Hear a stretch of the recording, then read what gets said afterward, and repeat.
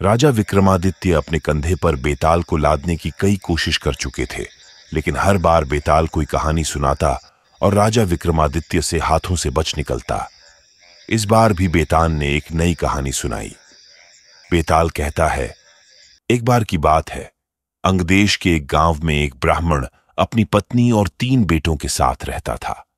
एक बार ब्राह्मण ने अपने तीनों बेटों को बुलाया और कहा कि हमारे तालाब के लिए एक कछुए की जरूरत है। कल तुम तीनों समुद्र के पास जाकर वहां से कछुआ ले आना। तीनों ने हां कर दी और दूसरे दिन तीनों माता पिता का आशीर्वाद लेकर समुद्र की ओर चल दिए। वहां तीनों का विशाल कछुआ दिखाई दिया, लेकिन तीनों में से कोई भी उसे उठाने के लिए तैयार नहीं हुआ। उनमें से सबसे ज्येष्ठ भाई बोला, मैं कछुए को नहीं उठाऊंगा, इससे बहुत गंदी बदबू आ रही है। दूसरे भाई ने कहा, मैं भी इसे नहीं उठाऊंगा, मुझे भी इससे गंदी बदबू आ रही है। तीसरे नंबर के भाई की बारी आई तो उसने कहा, मैं भी इसे नहीं उठा सकता, मैं बहुत कोमल हूं। तीनों में बहस शुरू हो गई और यह मामला राज दरबार तक पहुंच गया। राजा ने कहा, इस प्रकार का मामला मेरी जिंदगी में पहली बार आया है, इसका न्याय मैं कल सुबह करूंगा। आज आप हमारे यहां मेहमान हैं, इसलिए आराम यहां पर ही कीजिए। ये बोलकर राजा ने तीनों को भोजन के लिए निमंत्रण दिया। सभी चाव से खाना खा रहे थे, लेकिन सबसे ज्येष्ठ भाई ने नहीं खाया। राजा ने जब उससे पूछा तो उसने कहा, चावल में से श्मशान में जले हुए मुर्दे की बदबू आ रही है। राजा ने इस बात का पता किया तो मालूम हुआ कि चावल किसी श्मशान के पास के खेत से लाए गए हैं। यह देखकर राजा बहुत खुश हुआ। सभी लोग खाना खाकर शाम को संगीत सुनने के लिए बैठ गए। तब दूसरे नंबर के भाई ने राजा से निवेदन किया कि वो मृदंग बजाना चाहता है। राजा की आज्ञा से वो गायिका के पास जाकर जैसे ही बैठा तो तुरंत दूर बैठ गया। राजा ने कारण पूछा तो दूसरे नंबर के भाई ने कहा, गायिका से बकरी के दूध की बदबू आ रही है और वो मुझे पसंद नहीं है।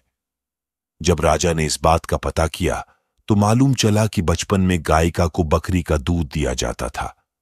राजा एक बार फिर खुश हो गया। इसके बाद सभी लोग सोने के लिए चले गए। दोनों भाई आराम से सो गए, लेकिन सबसे छोटे भाई को नींद नहीं आ रही थी। राजा ने अपने एक सेवक को आदेश दिया कि जाकर तीनों को देखाओ कि वे सोए या नहीं। सेवक गया तो उसने देखा कि सबसे छोटे भाई के अलावा बाकी दोनों सो गए हैं। सेवक ने यह समाचार राजा को दिया और राजा इसका कारण जानने के लिए खुद वहां पहुंच गया जहां तीनों सो रहे थे। राजा को देखकर तीनों उठ बैठे। राजा ने सबसे छोटे वाले भाई से पूछा, आपको नींद क्यों नहीं आ रही? तब वह बोला, मुझे इस बिस्तर पर कुछ चुभ रहा है। यह सुनकर सेवक ने तीनों के बिस्तर की छानबीन की तो उन्हें कुछ नहीं मिला। तब सबसे छोटे भाई ने सभी बिस्तर को अलग किया और वहां पर एक बाल था।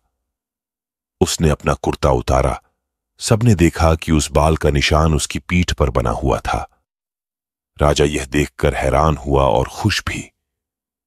दूसरे दिन राजा ने न्याय के लिए तीनों को बुलाया। उसने सबसे छोटे वाले को इनाम दिया और बाकी 2 को कुछ सोने के सिक्के दिए।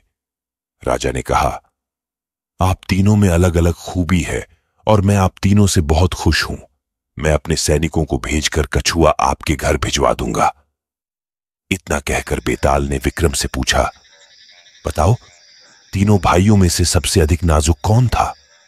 तब विक्रम बोला, सबसे छोटा भाई, क्योंकि हो सकता है कि दोनों ज्येष्ठ भाइयों ने अपने नाजुक होने का दिखावा किया हो, लेकिन सबसे छोटा भाई कितना कोमल है, ये तो राजा ने खुद आंखों से देखा। विक्रम का सही जवाब सुनकर बेताल ने उसकी तारीफ की और अपनी शर्त के अनुसार वापस वन चला गया। कहानी से सीख, कभी भी उन गुणों को उजागर नहीं करना चाहिए जो हम में नहीं है।